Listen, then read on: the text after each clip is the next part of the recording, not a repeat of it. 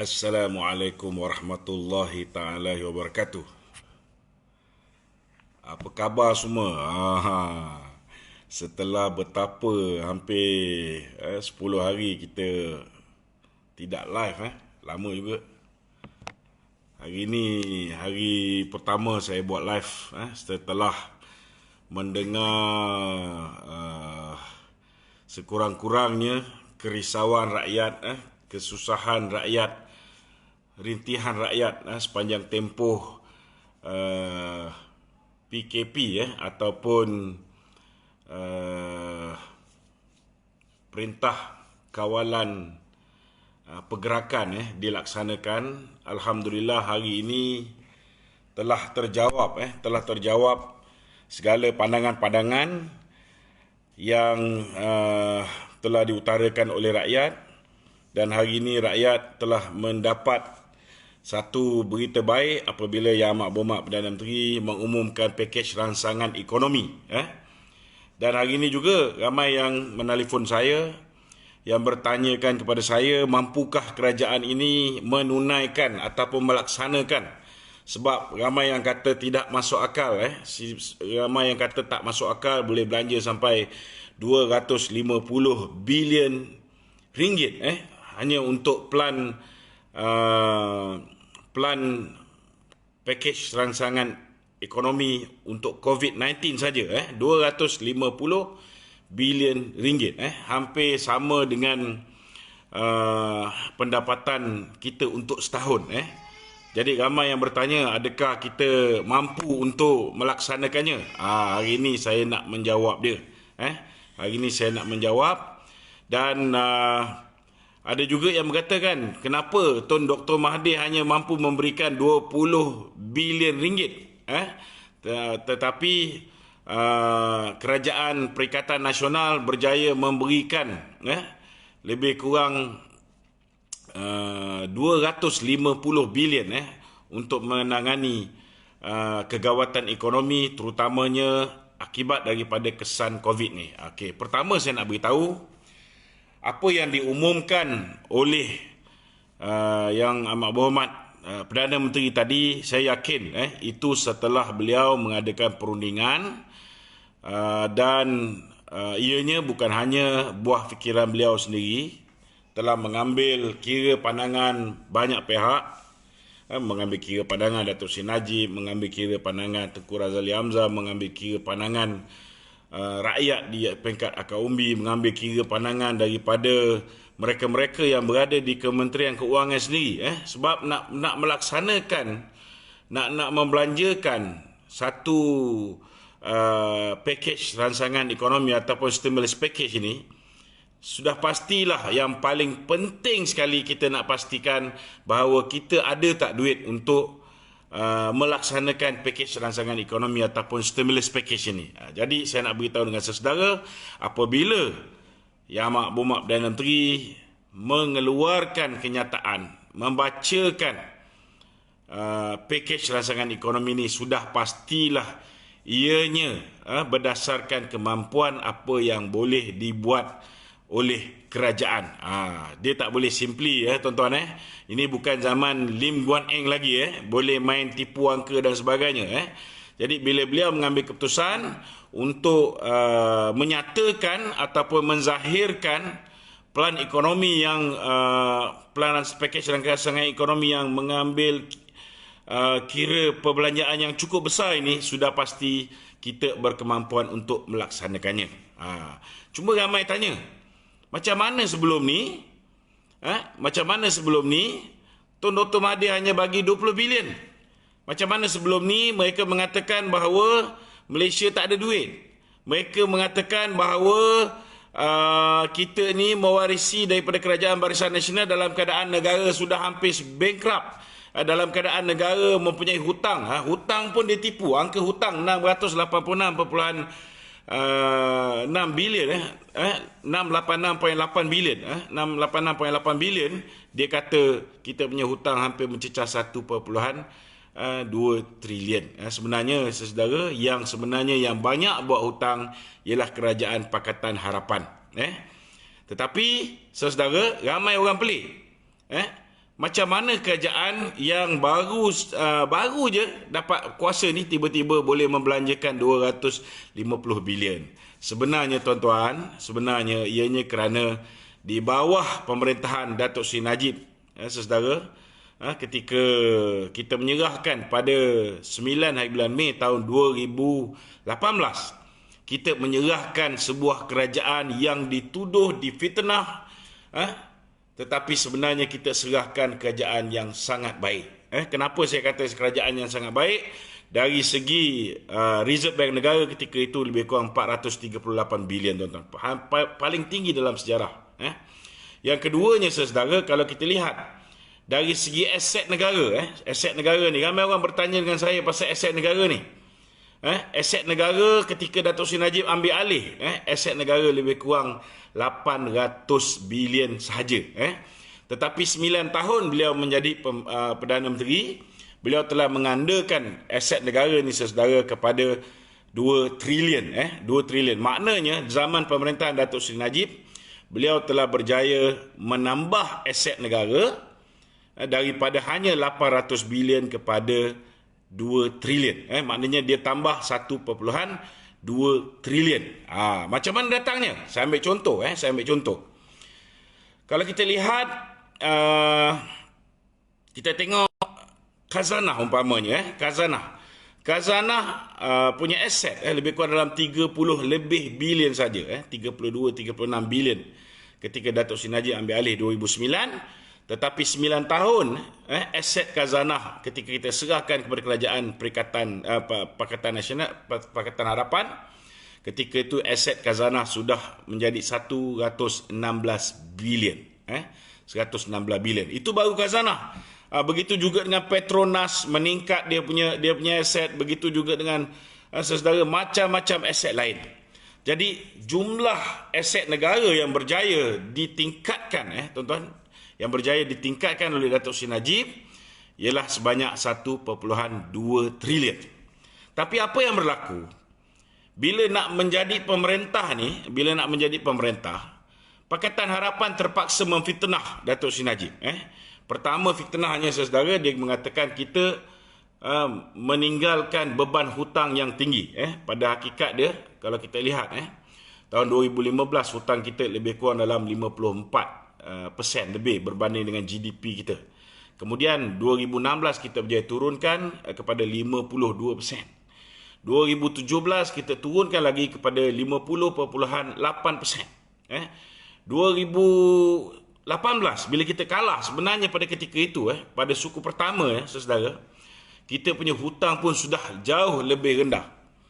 Tetapi apa yang Lim Guang Eng buat, dia tuduh kita, saudara, dia mengatakan bahawa kita mempunyai hutang sebanyak 1.12 trilion ataupun 1.2 trilion. Ini kenyataan yang dikeluarkan oleh Lim Guang Eng. Dan apabila kenyataan yang bodoh sebegini dikeluarkan oleh Lim Guang Eng, apa berlaku, tuan-tuan? Orang yang melabur di Bursa Saham Kuala Lumpur, mereka menjadi panik. Kerana apabila mereka melihat website Bank Negara, website Bank Negara menyatakan dengan jelas bahawa hutang negara hanya 6.8 bilion. Macam mana dia boleh kira sampai boleh jadi hampir 1.12 ataupun 1.2 trilion ni? Sebabnya, tuan-tuan, dia campur interest yang perlu kita bayar ni, tuan-tuan, sampai ke 2041 kalau tak silap saya. Ini yang menyebabkan macam orang beli kereta Honda Accord, harga kereta tu 2.0 katalah 148. Kalau 9 tahun hutang, kita kena bayar katalah dekat 200 ribu ringgit. Jadi bila orang tanya dengan Lim Guang Eng, berapa harga kereta Toyota Camry 2.0 yang kau beli? Sepatutnya dia jawab ialah 148. Tetapi apa yang dia jawab, tuan-tuan, ialah 200 ribu ringgit. Padahal nilai kereta tu ialah 148. Tapi dia cakap 200 ribu. Sebab apa? Sebab dia ambil kira, tuan-tuan. Dia ambil kira interest, advance interest, saudara, yang perlu dibayar untuk tempoh masa sehingga 2041. Jadi itu yang menyebabkan, tuan-tuan, bila dia mengeluarkan data yang berbeza dengan data yang sebenar, pelabur-pelabur menjadi takut, mereka lari keluar daripada kita punya Bursa Saham Kuala Lumpur. Pelabur-pelabur yang selama hari ini melabur di Malaysia banyak yang melarikan diri, tak yakin dengan kerajaan Pakatan Harapan. Akhirnya saudara kita lihat 7-8 bulan yang pertama saja kita lihat Bursa Saham Kuala Lumpur saudara huyup turun dengan sangat dahsyat. Kalau kita ingat lagi pada tarikh kita serah kerajaan, pada ketika itu Bursa Saham Kuala Lumpur 1800 lebih kurang 1886 mata, tetapi bila di bawah pemerintahan Pakatan Harapan ianya jatuh bawah kepada 1500 mata, pernah 1400 lebih mata. Ini saudara, ini saudara berlaku kerana berlakunya penipuan angka-angka yang telah dikeluarkan oleh Tun Dr. Mahathir, yang dikeluarkan oleh Lim Guan Eng. Ini jelas penipuan. Padahal dari segi hutang kita tuan-tuan, hutang kita makin lama makin menurun. Hutang kita berada dalam keadaan sihat ketika di bawah pemerintahan Barisan Nasional dulu, dan kita punya dari segi pertumbuhan ekonomi, pertumbuhan ekonomi di bawah pemerintahan Barisan Nasional 2017 adalah nombor 3 terbaik di dunia. Nombor 1 yang paling baik ketika itu Filipina 6.9, nombor 2 terbaik ialah negeri China 6.7, Malaysia tempat ketiga iaitu 5.9%. Bagi dekat Lim Guan Eng apa jadi tuan-tuan? Jahanam, jahanam. Tinggal 4% lebih saja pertumbuhan ekonomi. Dan dalam keadaan COVID-19 ni, dan saya menjangkakan kita punya kegawatan ekonomi ni ataupun kita punya masalah ekonomi ni akan memberi kesan kepada rakyat sekurang-kurangnya 6 hingga 1 tahun kesan dia tuan-tuan. Jadi ramai orang pelik macam mana dalam keadaan unjuran pendapatan. Contohnya saya ambil contoh ketika Lim Guan Eng membaca bajet 2020. Ketika itu harga petrol, harga minyak mentah dunia hanya lebih kurang $62 satu tong. Kan? Sekarang ni kita tengok tak lama lagi silap-silap hari bulan boleh jatuh sampai $20, boleh jatuh sampai $15. Maknanya pendapatan negara daripada sumber petroleum ini dia mungkin akan hilang 2/3. Maknanya kalau dulu 60 dah tinggal 20, maknanya hanya tinggal 1/3 saja harga dia. Maknanya pendapatan itu akan hilang tuan-tuan. Pendapatan itu akan hilang. Jadi macam mana boleh ada modal untuk membiayai pakej rancangan ekonomi RM250 bilion. Ini yang kita nak ceritakan. Okey. Lain daripada tu, kita tengok dari segi mata wang. Kita lihat pada ketika Datuk Seri Najib menyerahkan kepada kerajaan Pakatan Harapan, ketika itu $1 bersamaan dengan RM3.86. RM3.86. Hari ini apa terjadi tuan-tuan? Hari ini $1 bersamaan dengan RM4.40 lebih sen tuan-tuan. Dan dia akan pergi lagi tinggi.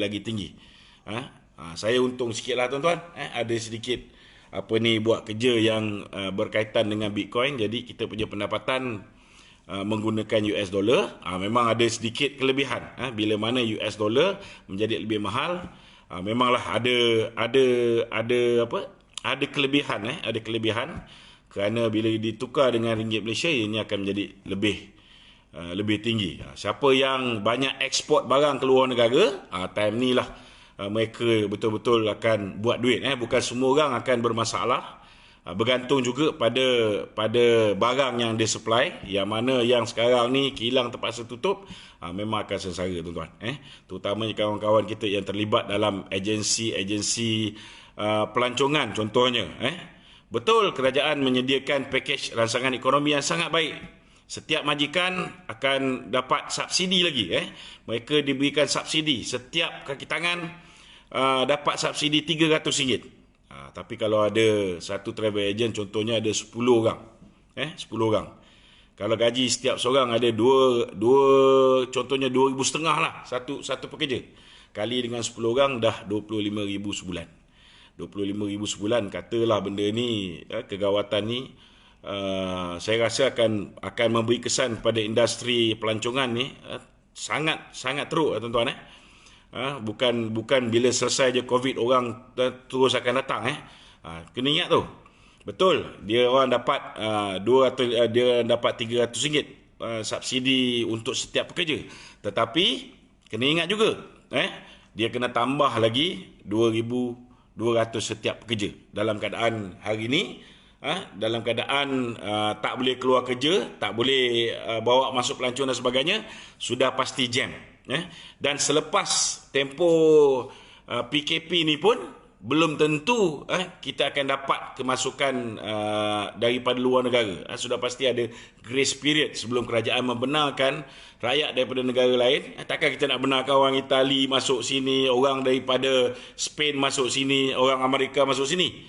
Sudah pastilah, saudara, orang yang nak terima bantuan, contohnya pinjaman mikro yang disediakan oleh kerajaan, mereka kena buat perhitungan sehabis baik. Jangan sampai bila mereka meminjam kepada kerajaan, akhirnya pinjaman ini menjadi liability. Kerana tempoh ni memang betul lah. Sekarang ni ada tempoh 6 bulan untuk kita boleh tangguhkan pembayaran kereta, pembayaran rumah dan sebagainya. Tetapi kena pastikan dalam tempoh lebih kurang 6 hingga 1 tahun ini, industri pelancongan ini boleh pulih dan pinjaman yang dia buat itu akhirnya tidak menjadi liability. Ini semua sekarang ni dilema orang-orang yang terlibat dalam industri pelancongan. Jadi hari ini saya nak beritahu saudara, sebenarnya akibat daripada penipuan angka hutang negara, penipuan yang mengatakan bahawa duit tak ada dan sebagainya, sebenarnya saudara, Datuk Seri Najib telah meninggalkan negara ini dalam keadaan yang cukup baik kepada Pakatan Harapan. Cuma kita pelik ni, tuan-tuan, bila mereka ambil alih, mereka telah menjarah duit Petronas 82 bilion. Jadi orang tanya saya, mana nak cari 250 bilion nak menjayakan pakej rangsangan ekonomi? Jadi saya nak refresh, tuan-tuan mungkin dah lupa. Bila dia ambil alih, tuan-tuan, perkara pertama yang dia lakukan, apa dia buat? Sedangkan pada ketika itu kita punya reserve bank negara 438 bilion, kita punya akaun semasa kita surplus lebih kurang dekat 13-15 bilion, kita ada duit, kita punya aset ni, tuan-tuan, aset kita ada 2 trilion. Jadi apa yang dilakukan oleh Lim Guang Eng, dah lah dia tipu angka, saudara. Kemudian apa yang dia buat? Dia memulakan lakonan seolah-olah negara berada dalam keadaan tenat nazak. Jadi apa dia buat? Mula-mula dia buat pinjaman, dia buat terbitkan bond samurai. Tun Mahathir pergi ke Jepun nak pinjam. Orang Jepun tanya, you nak bayar balik macam mana? You ada pendapatan tetap? Tak ada. Sebab apa tak ada pendapatan tetap? Pendapatan tetap yang sepatutnya dia boleh dapat daripada GST, dia dah hapuskan GST, dah kembali kepada SST. Jadi dengan kebodohan ni, macam mana lah Jepun nak bagi pinjam pada Mahathir? Jadi akhirnya apa yang berlaku, tuan-tuan? Nak jaga air muka Mahathir ni, macam mana dia buat barter trade? Akhirnya dia bukan hanya dia tak dapat pinjaman, tetapi apa yang dia dapat jual bond samurai. Memanglah Maharaja Jepun bagi dia anugerah, anugerah. Mahathir itu yang dia nak, tuan-tuan. Tetapi kesannya bila kita terbitkan bond samurai ni, saudara, yang kena bayar ni nanti besok lusa kita, tuan-tuan. Kita yang akan kena bayar. Kemudian apa dia buat? Dia terbitkan bond, Panda bond. Dia terbitkan bond di mana dia telah jual bond ni kepada negara China. Dia terbitkan bond Panda. Kemudian kita tengok duit Petronas 82 bilion. Kemana perginya? Semua orang tanya. Saya pun turut cuba selidik, tak boleh cari jalan. Mana dia pergi? Kemudian kita lihat aset-aset negara dijual satu persatu. Kalau dulu di bawah pemerintahan Datuk Seri Najib, aset daripada 32 bilion, dia tingkatkan dalam tempoh 9 tahun ini, dia berjaya naikkan sehingga 116 bilion. Kita lihat ketika Perikatan Nasional mengambil alih balik daripada tangan Lim Guang Eng, aset khazanah sudah tinggal 70 lebih bilion saja. Maknanya dekat situ 40 lebih bilion, dekat 50 bilion telah hilang. Hilang bagaimana? Dia telah jual. Apa yang dia jual? Contohnya IHH. Dulu kita ni orang yang menguasai IHH. IHH ini ialah sebuah syarikat besar yang menyediakan perkhidmatan kesihatan. Nombor 2 terbesar di dunia, tuan-tuan. Bila kita jual saham kita kepada Mitsui, dijual kepada orang Jepun. Itu yang dapat anugerah tu, tuan-tuan. Dapat anugerah daripada Jepun. Bila kita jual ni, kita dapatlah lebih kurang dalam 16 bilion daripada hasil penjualan itu. Kemudian kita tengok dia jual satu persatu dengan Axiata-nya, kalau tak silap saya. Dia jualnya dengan tanah kat Hong Kong dia jual. Banyak tempat dia jual, saudara. Kemudian kita lihat, kita tengok apa yang berlaku kepada aset-aset orang Islam. Contohnya macam tabung haji. Kita tengok apa yang berlaku ke atas tabung haji. Jadi dengan penjualan aset ini, dengan penjarahan duit 82 bilion daripada Petronas, dengan pinjaman yang dibuat menggunakan bond, maknanya penerbitan bond Panda, bond Samurai, dan jangan lupa setiap minggu tuan-tuan, terutamanya penghujung nyawa Lim Guang Eng dalam kerajaan ni, hampir setiap minggu dia membuat pinjaman 4 bilion, 6 bilion, saudara. Jadi semua duit ni mana pergi? Itu sebabnya saya nak beritahu dengan tuan-tuan. Semua duit ini sebenarnya ada. Tapi kenapa mereka berlakon seolah-olah macam tak ada duit? Bila kita berhadapan dengan COVID-19 ni, apa berlaku, tuan-tuan? Tun Mahathir mengatakan tidak ada keperluan untuk kita menyekat pelancong daripada negeri China. Akibat dia, kita tengok 3 orang pelancong yang pertama dijangkiti wabak COVID-19 ni, saudara. Yang pertama sekali pada 25 hari bulan Januari. Bila benda tu dah berlaku, kita suruh dia supaya sekat pelancong daripada Wuhan ataupun daripada kawasan Hubei.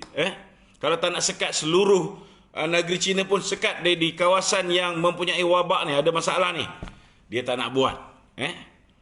Bila dah berlaku pada ketika itu, barulah mula panik lah apa semua. Itu pun, saudara, akhirnya ketika dia menjadi Perdana Menteri Interim, ketika dia jadi Perdana Menteri Interim, apa yang dia buat? Dia umumkan pakej ransangan ekonomi. Berapa pakej ransangan ekonomi dia? 20 bilion je, tuan-tuan. Dalam keadaan duit ada banyak ni, duit yang dia dah sakau daripada Petronas dengan penerbitan bond, dengan penjualan aset, duit dengan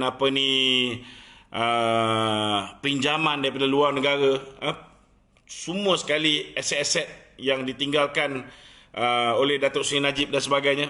Saudara, dengan duit yang ada tu, dia cuma nak belanja 20 bilion. Takkan kita tak boleh fikir lagi apa dia nak buat dengan duit-duit ni? Saudara, tidak lain tidak bukan dia nak melaksanakan projek-projek untuk kroni-kroni dia, yang akhirnya yang mendapat manfaat ialah kroni-kroni dia.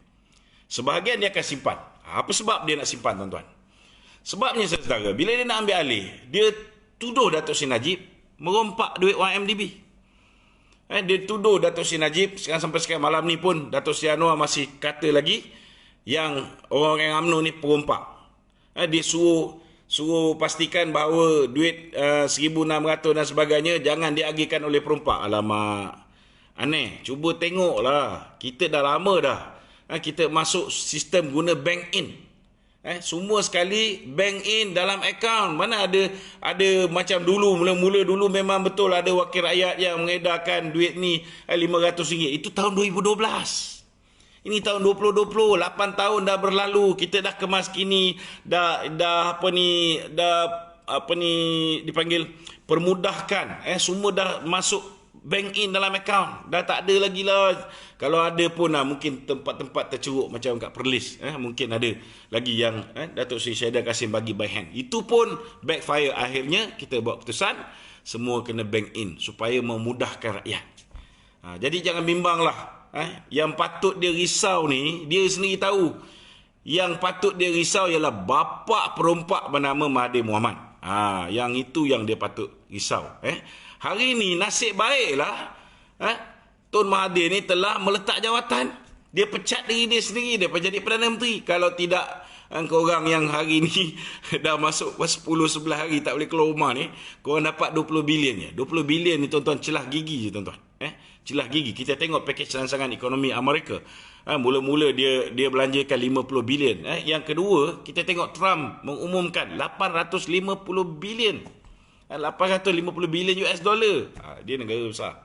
Tapi untuk Malaysia, 250 bilion ringgit sudah cukup besar. Itu sama dengan perbelanjaan 1 tahun tuan-tuan, lebih kurang. Sekarang ni perbelanjaan lebih sikit lah, 300 lebih bilion semenjak zaman Lim Guan Eng. Jadi saya nak beritahu tuan-tuan, dia nak kena tunjukkan yang kita ni seolah-olahnya susah supaya cerita fitnah dia ke atas Datuk Seri Najib orang percaya. Jadi hari ni bila bila Tan Sri Muhyiddin Yassin mengakui bahawa kita ada duit, kita ada kemampuan untuk menunaikan stimulus package bernilai 250 bilion. Tuan-tuan, cuba pakai otak, kita fikir. Kalau kita ada ngam-ngam 250 bilion, takkanlah Tan Sri Muhyiddin nak belanjakan semua. Betul tak betul? Kan? Sudah pastilah dia hanya akan belanjakan sebahagian lagi nak digunakan untuk reserve kita sikit, untuk keadaan mungkin boleh berubah di masa akan datang dan sebagainya. Sebelum pilihan raya akan datang pun nak kena belanja lagi kan. Semua kena plan benda ni betul-betul. Jadi kalau setakat 250 bilion ni tuan-tuan, saudara, lebih daripada mampu tuan-tuan. Lebih daripada mampu. Jadi dengan pengumuman yang dibuat oleh Tan Sri Muhyiddin hari ini, sepatutnya tuan-tuan, Tan Sri Muhyiddin bila dia dah mengumumkan kemampuan kerajaan, maknanya dalam erti kata lain Tan Sri Muhyiddin mengesahkan bahawa cerita duit kena rompak, cerita pasal negara nak bankrupt, padahal pertumbuhan ekonomi kita nombor 3 terbaik di dunia, mata wang kita antara yang terkukuh pada ketika itu, pada tahun 2017 tuan-tuan, daripada awal tahun 2017 sehinggalah kita kalah, kita kalah pilihan raya. Kita punya mata wang ni, saudara, antara yang terkukuh, paling cepat meningkat. Walaupun kita tak perlu pack ringgit, kita tak perlu tambat ringgit kita. Bukan macam zaman Mahathir perlu tambat. Akhirnya apabila kita nyah tambat, kita ada kesan sampingan. Setiap kali dolar mereka mengukuh, kita melemah tuan-tuan, memberi kesan sampingan pada kita. Tapi Datuk Seri Najib tak perlu tambat. Dia bawa masuk foreign direct investment daripada China, bawa foreign direct investment daripada India, bawa masuk foreign direct investment daripada negara seperti Germany, France, Singapura, Saudi, yang invest 31 bilion di Rapid Pengerang. Kemudian dia pergi China lagi sekali, dia dapat lagi 31.5 bilion untuk invest bandar robotic city dekat Johor. Ini yang menyebabkan kita punya bila permintaan untuk ringgit meningkat dengan kemasukan pelabur-pelabur asing ini, foreign direct investment, akhirnya tuan-tuan kita berjaya mengukuhkan balik kedudukan ringgit. Tapi apa jadi bila kita bagi pada Lim Guan Eng dan Mahathir, saudara, hancur tuan-tuan, hancur lebur. Jadi itu sebab hari ini sepatutnya pendakwaan yang dikenakan ke atas Datuk Seri Najib dan semua pendakwaan terpilih. Saya bukan kata semua kes yang betul pun nak kena buang, tidak. Tetapi kes-kes yang jelas berniat jahat, kes yang jelas pendakwaan terpilih, sepatutnya digugurkan hari ini.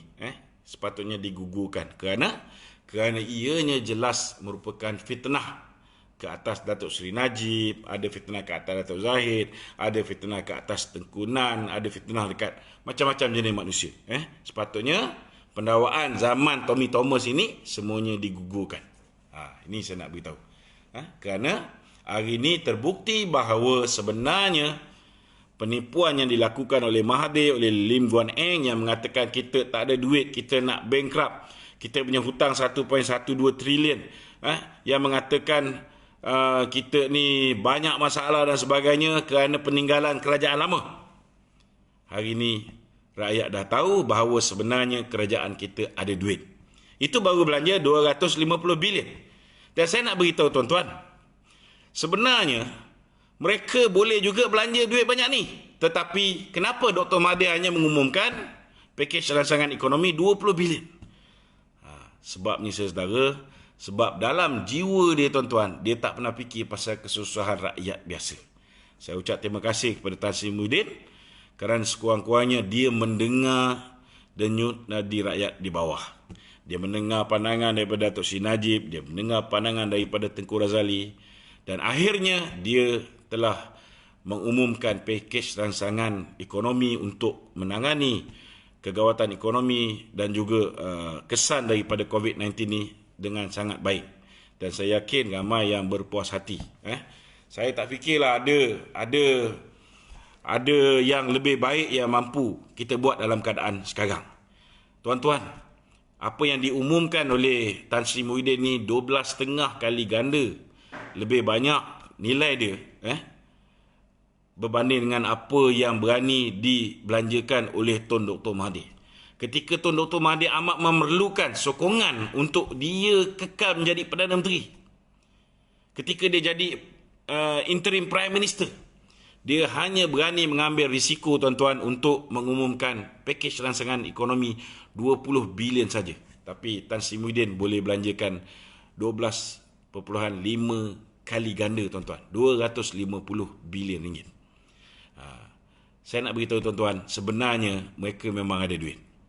Dan itu pun saudara, mereka sudah juga standby untuk belanjakan duit ni. Jangan tuan-tuan ingat, dia orang ni semua dia akan bagi kroni. Tidak. Sebahagian besar dia akan bagi pada kroni-kroni Mahathir, kroni-kroni DAP ni semua, melalui projek-projek yang diusahakan oleh Kementerian Kewangan. Semua sekali apa nak dapat pula, kena jumpa dengan orang-orang tertentu. Macam saya beritahu sebelum ni. Tetapi apa yang mereka rancang nak buat saudara 1-2 tahun menjelang pilihan raya akan datang, mereka akan jadi Santa Claus. Kalau kita tengok manifesto yang dibuat oleh Pakatan Harapan, memang tak masuk akal. Jadi daripada dia melaksanakan 10 daripada 60 ataupun 30 daripada 60, apa yang dia akan buat tuan-tuan, saudara? Dia simpan, dia gunakan alasan negara ditinggalkan dalam keadaan teruk, punah ranah oleh Najib. Dia rompak, dia ambil duit, dia jual aset ni tuan-tuan, saudara. Kemudian akhirnya di hujung nanti, saudara, mereka akan mula membeli jiwa rakyat. Dia akan jadi Santa Claus. Nak BRIM, BN bagi kalau menang 2,000, silap-silap 3,000 dia boleh bagi. Kita tengok apa yang berlaku di Pulau Pinang. Saya terus terang saya cakap, pakej rancangan ekonomi yang dilakukan oleh Pulau Pinang sangat baik. Tapi dari mana dia datang duit ini? Ada korang fikir? Kalau kita tengok pakej rancangan ekonomi Pulau Pinang, cukup baik, lengkap, semua dia jaga. Grab pun dia jaga, pemandu-pemandu semua dia jaga. Kita tengok orang tua dia jaga, semua dia jaga. Dari mana dia dapat duit tuan-tuan? Sebab sekarang ni dia berfikir, dia tahu dia tak boleh menang pilihan raya akan datang, setidak-tidaknya saudara dia mesti menang Pulau Pinang. Dia mesti menang Pulau Pinang. Itu sebab they are willing to spend for Pulau Pinang.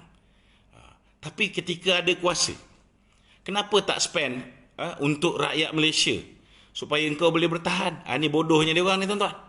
Saya nak beritahu dengan saudara. Saya nak beritahu, inilah realiti apa yang berlaku hari ini. Jadi, kalau ada yang rasa sangsi, saya nak beritahu dengan tuan-tuan, memang orang akan sangsi. Sebab apa? Sebab pakej rancangan ekonomi ini, saudara, bukanlah dengan menggunakan duit yang diunjurkan akan diperolehi oleh kerajaan.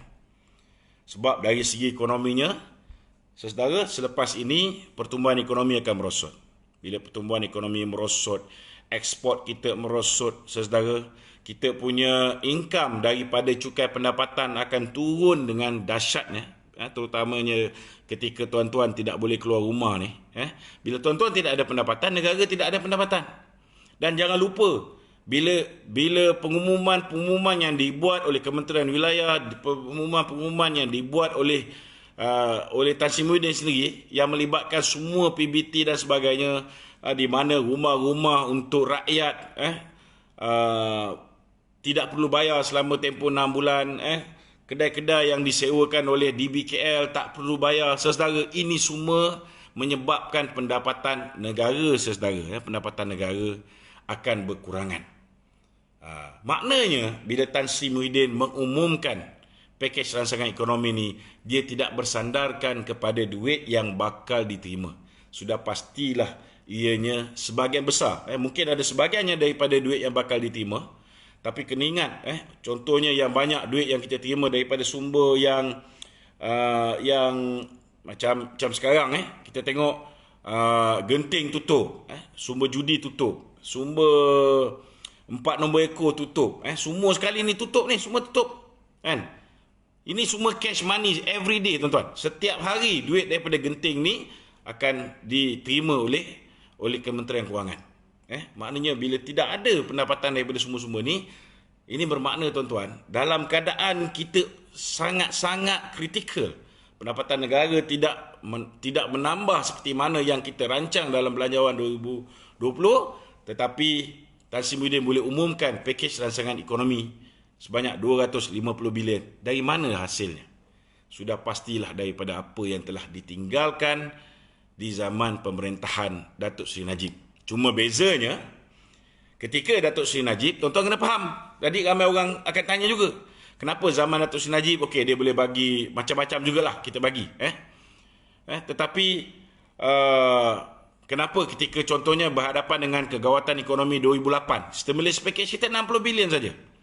Pertama dari segi nilai, ketika itu 60 bilion, lebih kurang 11 tahun sudah, dengan sekarang 60 bilion tak sama. Ketika itu 60 bilion lebih besar.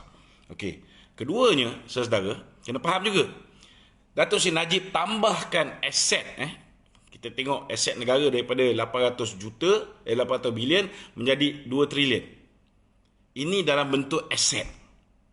Tetapi apa yang Lim Kok Eng buat, dia cairkan aset ni. Dia jual apa yang dimiliki oleh khazanah. Zaman Datuk Seri Najib dia ada juga jual. Kena faham juga. Tetapi bila kita jual, kita beli aset yang lebih strategik. Contohnya aset daripada luar negara. Itu sebabnya kena faham kenapa macam EPF, macam khazanah membuat pelaburan bukan hanya di dalam negara, tetapi ada juga pelaburan di luar negara. Kerana pelaburan di luar negara itu dia punya keuntungan pulang, dia punya return of investment lebih tinggi berbanding dengan investment di dalam negara. Memang orang terkejut, tiba-tiba rupanya kita ada hotel yang cukup hebat di Singapura. Tapi hotel ni sudah pun dijual. Jadi disebabkan penjualan aset-aset ni, saudara, maka hari ini kerajaan sebenarnya, kerajaan Perikatan Nasional yang mewarisi kerajaan daripada Pakatan Harapan, kita ada banyak cash. Ini orang boleh petikaikan apa yang saya cakap ni, tetapi inilah realiti dia. Sebab apa ada banyak cash dan Tan Sri Muhyiddin confident dia boleh melaksanakan ni? Sebabnya, tuan-tuan, di zaman pemerintahan Lim Kok Eng sebagai Menteri Kewangan, habis semua sekali aset yang kita kumpulkan, yang Datuk Seri Najib 9 tahun tu, daripada 800 bilion dah jadi 2 trilion. Ada ekstra 1.2 trilion. Sebahagian daripadanya telah dicairkan, telah dijual. Itu sebabnya, saudara, jangan bimbang, insya-Allah, insya-Allah kerajaan Perikatan Nasional ini akan mampu untuk menunaikan stimulus package ini. Jadi ini pandangan saya, bukan nak memuji, tapi saya nak beritahu, untuk orang boleh spend duit sebanyak 250 bilion. Tuan-tuan, kalau saya jadi Menteri Kewangan pun belum tentu saya akan belanja banyak macam tu. Jadi bagi saya, tindakan Tan Sri Muhyiddin ni sangat berani, dan betul-betul meringankan beban rakyat dalam keadaan sekarang. Sebenarnya tuan-tuan, saya pening kepala. 10 hari duduk dalam rumah ni. Saya fikir macam mana nasib orang yang tak boleh keluar kerja. Orang yang kerja dia, pendapatan dia ialah berdasarkan gaji harian. Orang yang kerja dia, pendapatan dia ikut jam. Macam pekerja McDonald, semua ikut jam. Ada yang bertugas, ada yang tak bertugas. Bila time dulu ada yang boleh duduk makan di McDonald, sekarang semua kena tapau. Jadi sebahagian besar daripada pekerjanya terpaksa dicutikan. Bila dicutikan tuan-tuan, orang yang ada gaji tetap, memang ada peruntukan undang-undang yang akan membolehkan mereka ni membayar gaji tetap. Tapi kalau orang tu gaji ikut jam, macam mana? Macam mana dia orang ni nak makan tuan-tuan? Itu belum kira lagi orang yang meniaga kecil-kecil. Orang yang meniaga pasar malam ditutup. Orang yang meniaga pasar pagi ditutup. Orang yang buat kerja repair bas, orang yang buat kerja cuci kereta.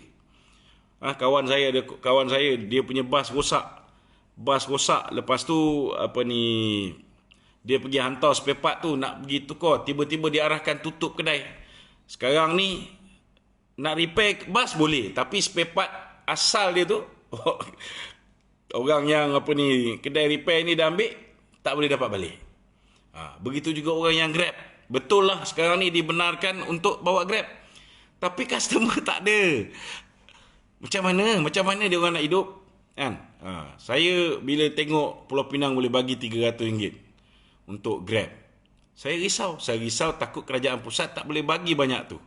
Tapi hari ni saya rasa lega bila saya dapat tahu orang Grab dapat RM500. Mungkin bagi kita RM500 ni kecil tuan-tuan, tapi untuk orang yang dah hilang sebenarnya besar tuan-tuan. Saya ingat lagi macam mana mula-mula Datuk Seri Najib bagi duit RM500, RM500 tahun 2012. Saya ingat lagi ketika tu saya ikut dia di South Africa, ketika ulang tahun ANC, Parti Nelson Mandela ni, ulang tahun dia yang ke-100 dibuat di Bloemfontein di South Africa. Datuk Najib ketika tu beritahu macam mana makcik-makcik yang terima duit RM500 first time menangis. Ada yang peluk dia. Lepas tu dia kata, cuba bayangkan, dapat sekali dia orang rasa macam tu. Cuba bayangkan kalau kita bagi, tahun depan pun kita bagi. Masa tu baru saya nampak, rupanya bukan tahun 2012 pilihan raya. Ni dia akan buat. Dia gunakan sehabis baik masa tu untuk pastikan dia boleh dapat tunaikan seberapa banyak janji-janji yang dibuat pada pilihan raya sebelum tu pada tahun 2008. Begitu juga dengan 2015. Kita tunggu sampai akhir. Kenapa dia tak umumkan? Patutnya lepas SEA Games dah umumkan juga. Tapi kenapa dia tunggu sampai pada Mei 2018? Bila dah diumumkan janji baru, manifesto baru Barisan Nasional, barulah saya faham. Kerana sebelum nak umumkan manifesto baru Barisan Nasional tu, dia baca dulu prestasi janji Barisan Nasional pada tahun 2013. Dan amat terkejut saya tuan-tuan, 2013 janji yang dibuat oleh Barisan Nasional, kita menunaikan dia 99.6%. 99.6%. Itulah manusia bernama Najib Razak tuan-tuan. Dia begitu nak pastikan bahawa semua janji yang dia telah nyatakan tahun 2013 dapat ditunaikan sebelum pilihan raya 2018. Kita tak sampai tahap 100% sebab apa? Ada satu sektor, satu KPI ni yang melibatkan kebebasan beragama. Yang itu kita dapat 90% lebih.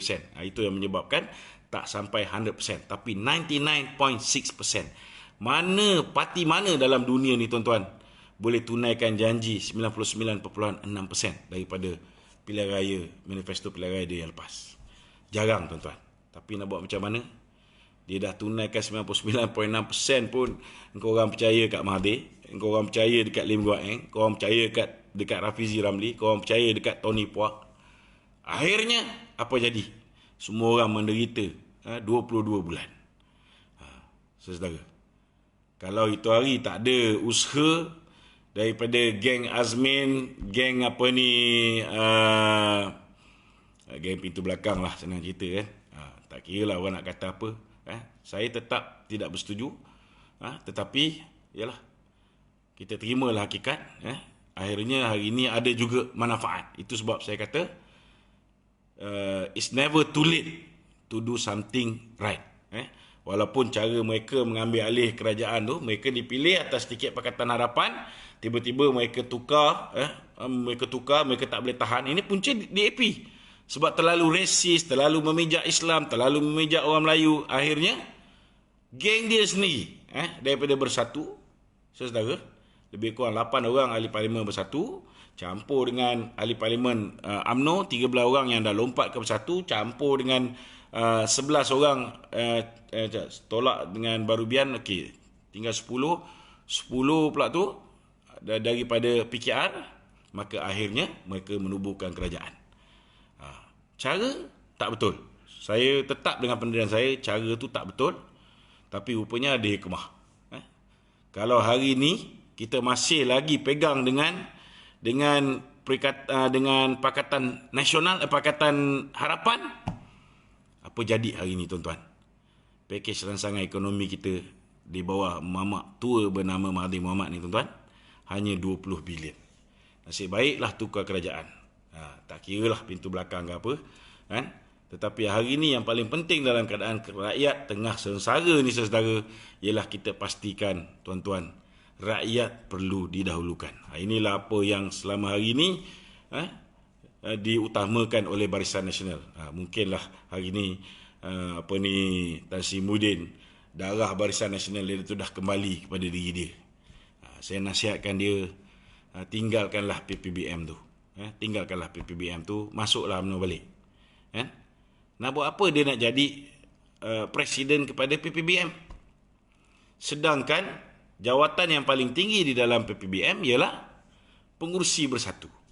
Dan pengurusi bersatu ialah pemimpin utama Pakatan Harapan, iaitu Tun Dr. Mahathir.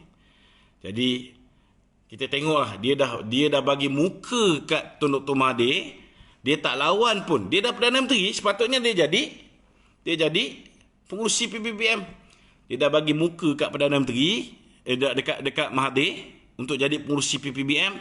Tengok busuknya hati Mahathir ni. Mahathir letak anak dia Mukhlis Mahathir, kan?